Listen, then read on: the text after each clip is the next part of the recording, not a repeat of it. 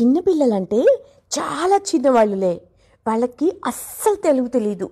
వాళ్ళని పెద్దాళ్ళు నీ పేరేటి, నీ ముక్కేది, మీ అమ్మేది అని గట్టిగా అడుగుతారు కదా. అప్పుడు ఆ పిల్లాడు హడ్డలిపోయి ఏడుస్తాడు కదా. అప్పుడు ఈ పెద్దాళ్ళు ఏడోకమ్మా, మా అమ్మ కదూ, మా నాన్న కదూ అని గట్టిగా అంటారు కదా. వాడు ఉంగా ఉంగా అని అంటాడు. ఉంగా అంటే కాదు అని అర్థం.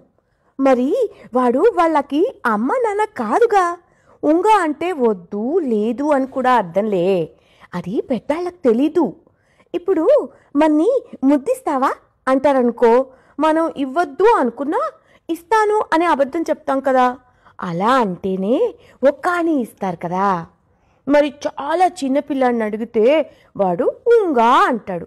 ఉంగా అంటే వద్దు అని కదా. మరి వాడికి కానీ అక్కర్లేదు కదా. అందుకని నిజం చెప్పేస్తాడు. అబద్ధం చెప్పాలన్నా వాడికి తెలుగు రాదుగా. తెలుగు వస్తేనే అబద్ధం చెప్పొచ్చు. ఈ పెద్దవాళ్ళు ఒక్క కానీ కూడా ఇవ్వకుండా గట్టిగా ఉంగా ఉంగా అని కేకలేస్తారు. వాణ్ణి ముద్దులు వేసుకుంటారు ఉంగా నేర్చుకోకుండా. నేనిప్పుడు ఆడ మెడ్రాస్ రైల్లో ఉన్నా.